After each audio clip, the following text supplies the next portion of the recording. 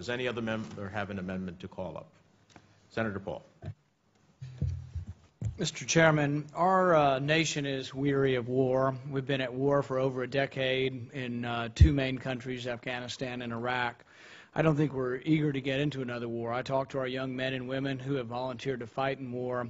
I think it's not a good idea to get involved in Syria. I think it's a very murky war with so many different factions that it's hard to know who are our friends, who aren't our friends, who you should arm, who you shouldn't arm.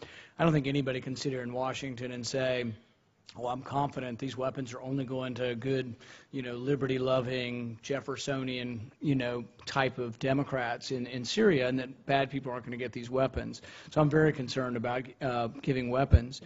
I think also, when you think about the amendment that I'm offering, the First Amendment, it clarifies that the 2001 use of authorization of force does not authorize intervention in Syria. This is stating another way what we are already stating in the bill, that this is not a use of authorization of force. But it goes to the heart of the debate we're going to have, that Senator Corker has talked about having, about the definition of the original use of authorization of force in Afghanistan that's come to mean anything. And I think it's important that we state explicitly what we think it means. There is a great irony here in the sense that if you wanted to believe in an expansive definition of the 2001 use of authorization of force, it says go after Al-Qaeda and associated forces. Well, Al-Qaeda and associated forces are opposing Assad. So if you want to believe in an expansive definition of the 2001 AUMF, you might believe that you could actually support Assad with arms, that the original use of authorization of force actually would justify giving arms to Assad. And I'm not proposing that.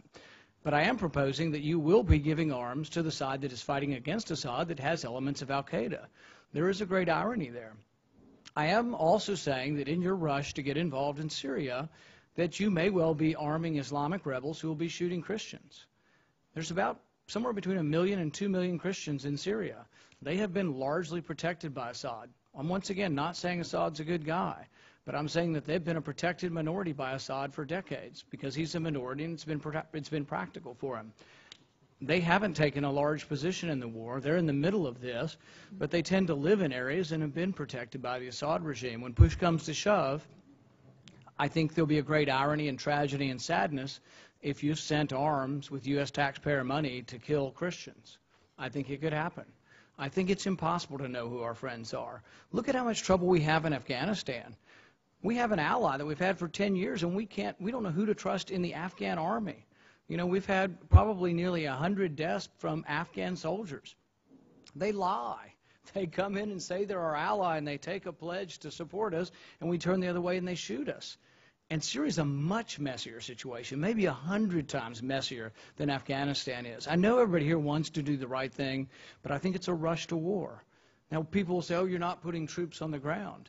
Well, we are going to have capacity building.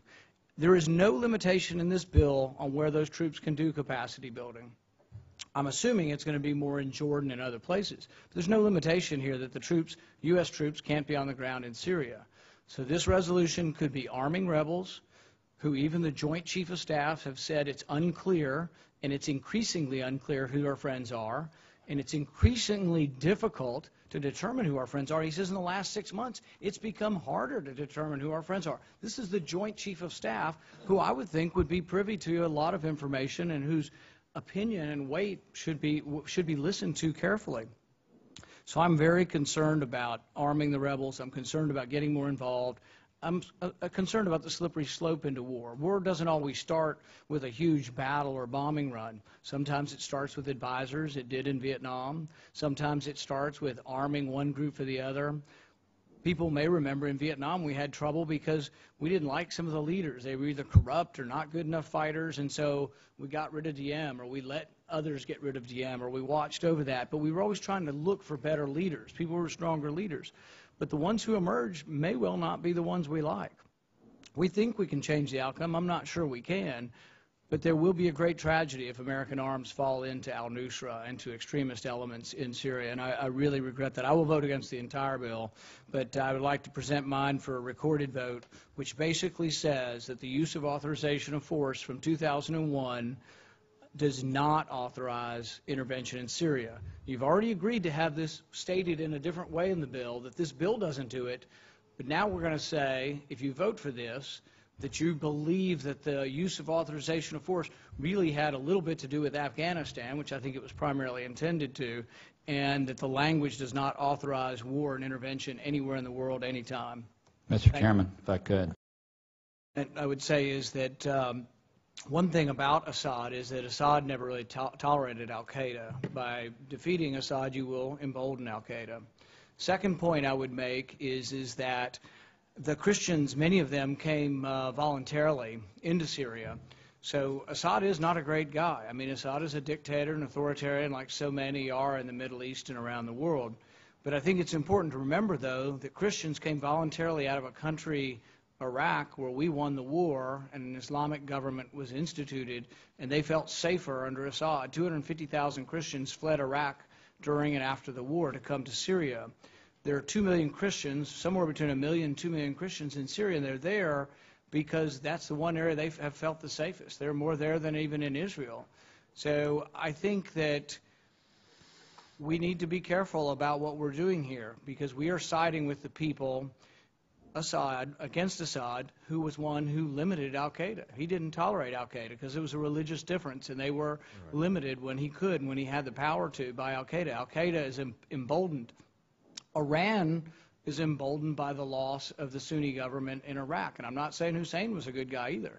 But what we're setting up is maybe a situation where what I know you're all well-intentioned, but maybe what occurs out of this is less stability and more free reign for Al-Qaeda, and that's my concern.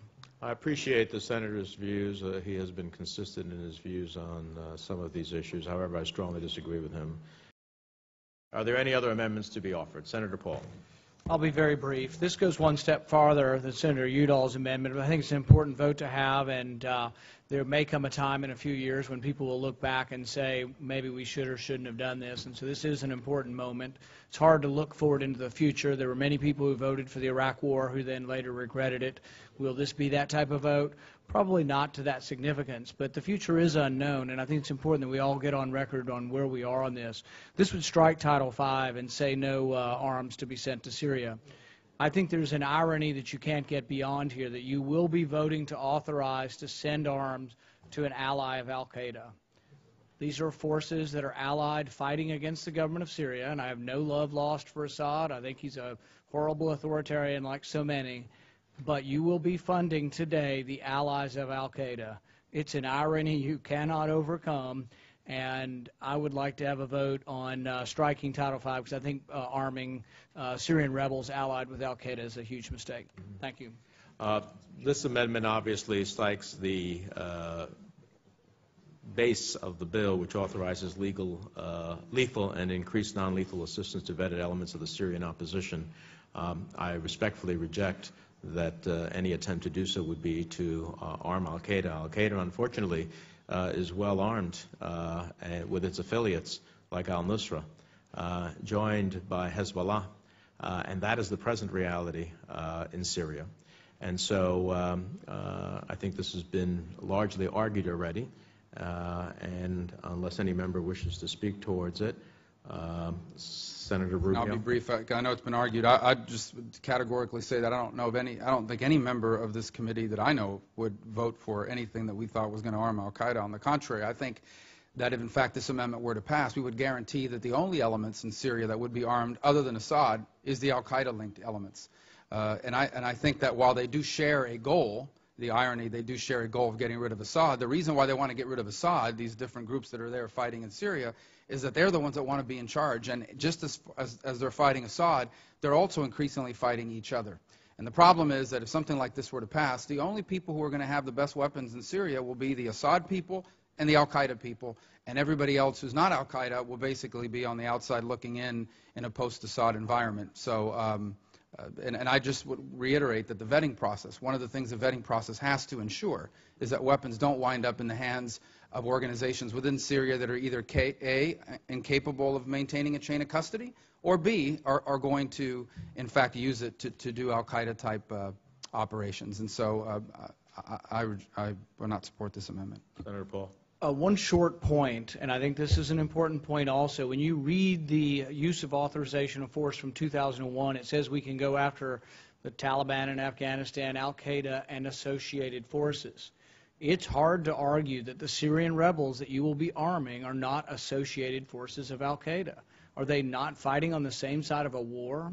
Can you argue there's no connection between them, that really this is a three-way war? I know that's the way we're trying to break it down. I don't think it's that easy to say that. I think it's impossible to say that the Syrian rebels are not associated with Al-Qaeda. So there is a great irony that you will be arming forces that a normal common sense use of the word associated can say that these people are associated with Al-Qaeda. That's all. Thank you.